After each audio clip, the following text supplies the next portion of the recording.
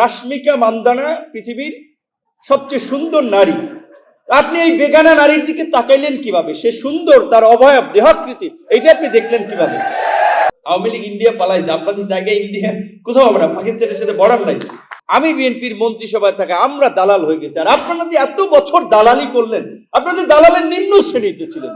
আমার তো ফার্স্ট সংসদ, হাফিজউদ্দিন আহমেদ বীর বিক্রম, যিনি সংসদের স্পিকার, 7 বারের সংসদ সদস্য, তিনি প্রায় বলেন যে আমার এই 7 বারের এই দীর্ঘ জীবনের আমি এই রকমের সংসদ দেখি নাই। বিভিন্ন প্রেক্ষাপটে যখন বিরোধী দলের নেতা আলোচনার ইস্যু নোটিশ দেন, যেটা নিয়ে একটা বিশেষ আলোচনা প্রয়োজন। কিছুদিন আগেও প্রবাসীদের সমস্যার সমাধান কল্যাণ নিয়ে প্রায় 2 ঘন্টা ব্যাপী আলোচনা হয়েছে, সংসদের বিশেষ আলোচনা। তার আগে জ্বালানি সংকট নিয়ে বিরোধী দল বলেছিল যে আমরা সরকারি দল বিরোধী দল মিলে কাজ করতে চাই, সরকারকে সহযোগিতা করতে চাই। প্রধানমন্ত্রী কিন্তু অ্যাকসেপ্ট করেছে কর্ডিয়ালি, একটা কমিটি করে দিয়েছেন সরকারি দল বিরোধী দল। কিন্তু সেই জ্বালানির সংকট, যেটা তো সরকার দায়িত্ব নেওয়ার মাত্র বলা চলে এই 1 মাস সময় হয়নি, ফেব্রুয়ারির 12 তারিখ নির্বাচন হয়েছে, এন্ডে যুদ্ধ শুরু হয়েছে, তাহলে ধরেন আপনি 1 মাসও হয় নাই। মিডল ইস্ট এবং মিডল ইস্টের সংকটের কারণে আমাদের যেহেতু জ্বালানির বড় একটা সোর্স মিডল ইস্ট, জ্বালানির সংকট হয়েছে। কিন্তু সেটা নিয়ে সরকারকে নানানভাবে ফেসবুকে, বিশেষ করে সোশ্যাল মিডিয়া অপপ্রচার করা, প্রোপাগান্ডা ছড়ানো, এইখানে তো সরকারের কিছু ছিল না, কিছু করার ওই অল্প সময়ের মধ্যে। এবং বিরোধী দল যখন প্রস্তাব দিয়েছে, কমিটিগুলিতে একটা আলোচনা হয়েছে। সুতরাং সেই জায়গা থেকে আমার মনে হয় যে বিরোধী দলকে আসলে ডিসাইড করতে হবে তারা কিভাবে এই সমস্যাগুলো সমাধান করবে। সেই জায়গা থেকে প্রধানমন্ত্রী এবং সরকারের যে প্রস্তাবটা, আমি মনে করি ওনাদের লুফে নেওয়া দরকার ছিল। আজকে বিরোধী দলকে একটা বিষয় বুঝতে হবে, তারা বিএনপিকে ওই আমাদের সেক্রেটারি, সাবেক সেক্রেটারি আমাদের রাশেদ ভাই যেটা বলেছে, 3 দিনে নামানোর হুমকি দিয়ে, এটা সঠিক হবে না। 3 দিনে নামাই আপনারা কই থাকবেন? আপনারা তো জায়গা পাবেন না।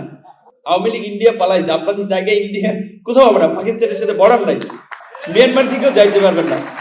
তাহলে অপশন আছে খালি বঙ্গোপসাগর। কিন্তু কারণ হচ্ছে জামাতকে তো আসলে রাজনৈতিকভাবে সার্ভাইভ করার সুযোগটাই দিয়েছিল বিএনপি, প্রেসিডেন্ট জিয়াউর রহমান থেকে বেগম খালেদা জিয়া এবং তারেক রহমান।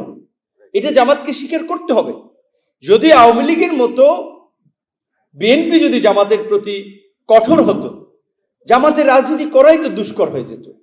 বিএনপিকে সবসময় ট্যাগিং নিতে হয়েছে ইন্টারন্যাশনালিও, যে বিএনপি জামাতের কর্মকাণ্ডের দায় বিএনপিকে অনেকখানি নিতে হয়েছে। তারপরেও বিএনপি যেহেতু বাংলাদেশের জাতীয়তাবাদ, ইসলামী মূল্যবোধে বিশ্বাস করে, সেই জায়গা থেকে তারা জামাতকে নিয়ে দীর্ঘদিন রাজনীতি করেছে। তো আপনি এখন রাশেদ খান বিএনপির হয়ে নির্বাচন করায় দালাল হয়ে গেছে, আমি বিএনপির মন্ত্রিসভায় থাকা আমরা দালাল হয়ে গেছে। আর আপনারা যে এত বছর দালালি করলেন, আপনাদের দালালের নিম্ন শ্রেণীতে ছিলেন। জামাত শিবিরের ভাইদেরকে আপনার দালালের, আজকে বিএনপির সাথে নির্বাচন করায়, আন্দোলন করায় আমরা যদি দালাল হই, আপনারা দালালের নিম্ন শ্রেণী। আজকে নির্বাচনে compromise is out of politics. সমঝোতা দেশের স্বার্থে, জাতির স্বার্থে ঐক্যবদ্ধভাবে কাজ করে। আজকে আপনারা দেখেছেন সোশ্যাল মিডিয়াতে কিভাবে পোর্ট্রে করা হচ্ছে, এবং নির্বাচনে দেখেছেন না, মনে হচ্ছে যে জামাত 250 আসনে সরকার গঠন করে ফেলবে নাকি। দেখেছেন তো প্রত্যেকটি জনমত জরিপে, এমনকি আপনার যেই সমস্ত আসনগুলোতে জামাত ভোট পায় নাই আপনার 30,000, সেখানেও দেখাইছে যে অনলাইন জরিপগুলোতে জামাত 80%। বুঝছেন? তাহলে এইটা কিন্তু সঠিক। আমাদের মাননীয় তথ্য সম্প্রচার মন্ত্রী আছেন, যদি এটা শুধু তার মন্ত্রণালয় না, আপনার আইসিটিকে এখানে জয়েন্টলি কাজ করতে হবে।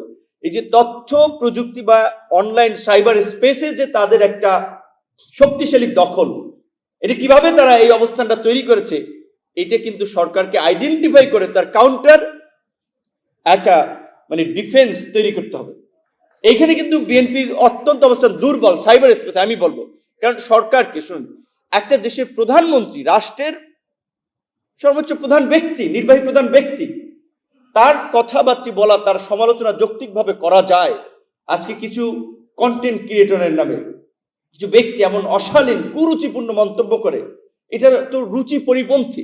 মন্ত্রীদের কিনে, অবশ্যই স্বপন ভাই মন্ত্রী, আমাকে নিয়ে আপনি সমালোচনা করবেন, কারণ সেই রাইট আছে। আমি আপনার জনগণের প্রতি দায়বদ্ধ আমার কাজের জন্য, কিন্তু সমালোচনার তো একটা ভাষা আছে।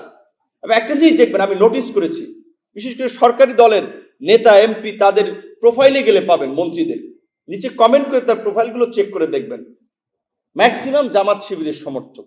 তার প্রোফাইলের পোস্ট শেয়ার, তার পোস্ট দেওয়া, এটা দেখলে তো বোঝা যায় ম্যাক্সিমাম জামাত শিবিরের সমর্থক। এমনকি দেখি অনেকে মাদ্রাসার বিভিন্ন জায়গায় মহাতামিম মানে অধ্যক্ষ টাইপের আর কি, এরকম এই সমস্ত লোক।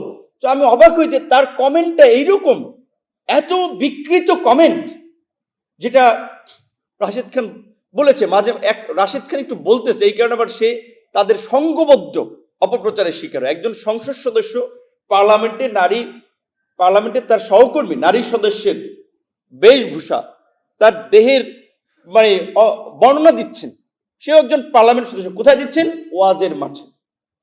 ওয়াজের মাঠে এটা বক্তব্য, এইটা কি ইসলামের সৌন্দর্য না ইসলামের বাণী?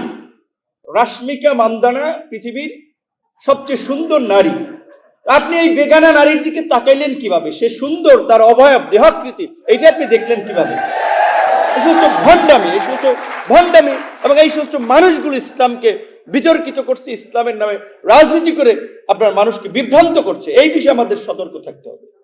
আজকের আলোচনার বিষয়ের আমি এখানে এটুকুই বলতে চাই যে বিএনপি সংস্কার বিরোধী না, জুলাই বিরোধী না, বরঞ্চ বিএনপির মতো দল আমরা অনেকগুলো সংস্কারে, সাইফুল হক ভাই যেটা বলেছে, গণতন্ত্র মঞ্চ গঠন করি।